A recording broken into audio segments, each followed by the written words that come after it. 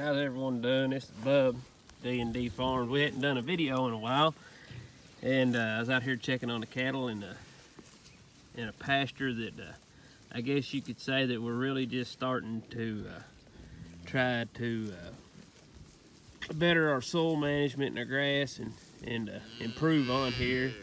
And I thought that we could touch on maybe how we went about doing it and flexibility in your grazing management or whatnot.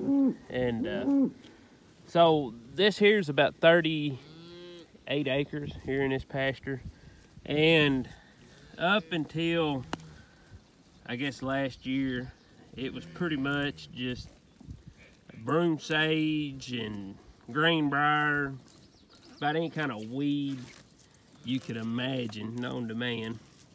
And we just kind of, when we was needing a place to just kind of sacrifice, we'd throw the cows on it, and it had never been fertilized, limed, really mismanaged, overgrazed type deal. And we hosted the field day last year, and Dr. Chris Toich come out, and he walked out in this, and boy, he got really excited. And I thought, man, he's crazy, you know. And he said, you have got every weed known to man in this. He said, you ought to be proud.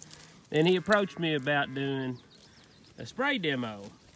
And I was kind of on the borderline with that because, you know, we've kind of do the regenerative, no spraying type approach. But he talked me into it.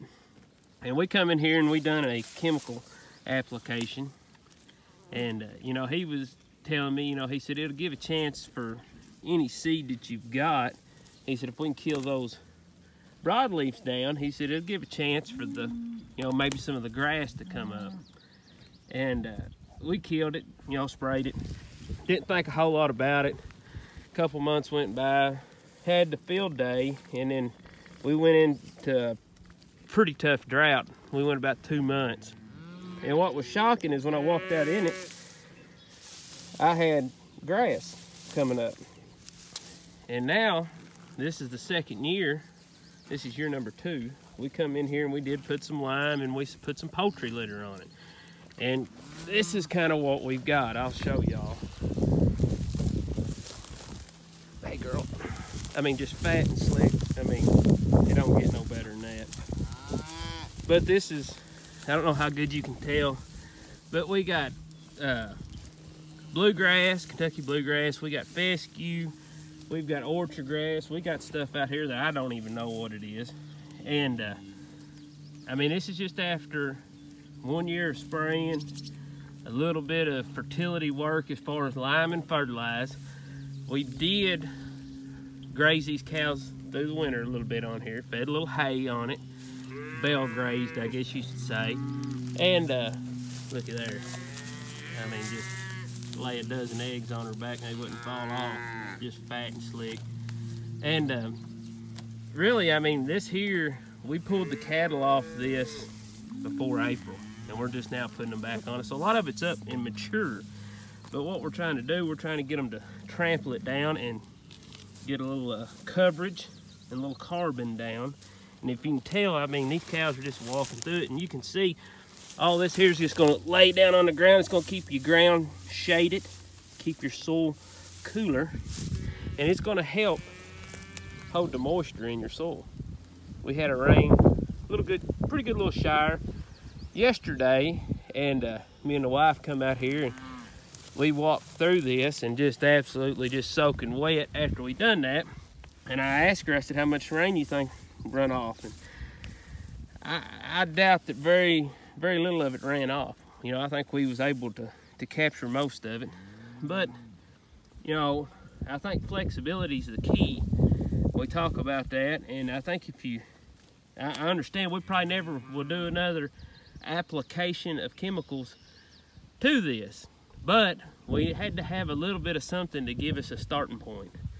You know, without coming in and doing an application of chemicals, you know, we'd have just been fighting it, you know. you know, competition between the weeds and the forage that we're actually looking for. And I know that there's other options. We could have brought goats in here and this and that and grazed the weeds, or just put them in here and let them stomp it down. But you know, we was wanting to expand and get more of this pasture up to snuff where we could actually utilize it and get some grazing days out of it. So I think I'm not saying that I agree with the chemicals all the time. I don't think that's the answer to the problem. I think you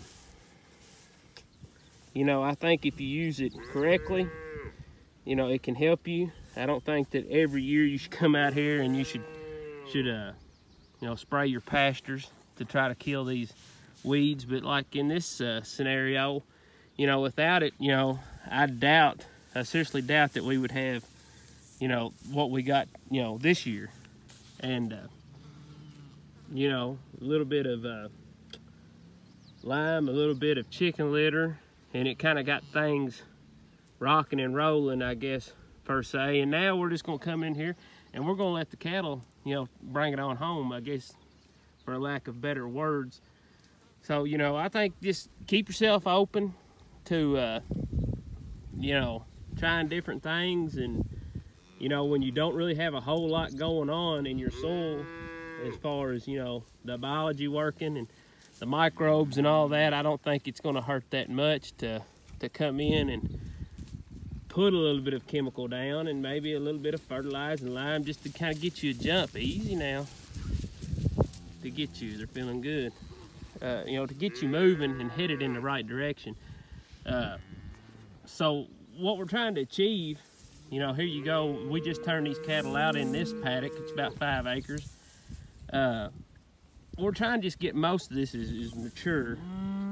You know, it's went to seed head. We're trying to get a lot of it down on the ground and start building up some carbon and keep our soil covered. So now we're focusing in on getting our soil health going and you know, working in the right direction. So I'll kind of show you the paddock that they come off of. We're keeping them in here for 1 day, and you can tell, I mean, you can just see, you know, this is just stuff that they trampled down, you know. I mean, that's gonna go, what's worm feed, you know, covering your soil. So just something to think about, kind of my thoughts and feelings on it.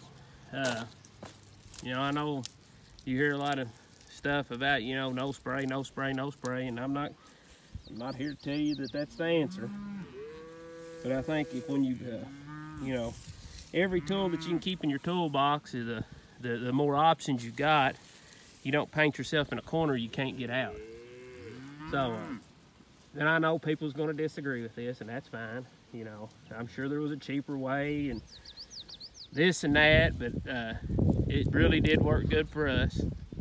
So, just something to throw out there, some thoughts, feelings, kind of show you kind of what we're doing. It's been a while since we've done a video, you know, and just kind of keep y'all up to date on what we got going on. So y'all have a good day and y'all be good.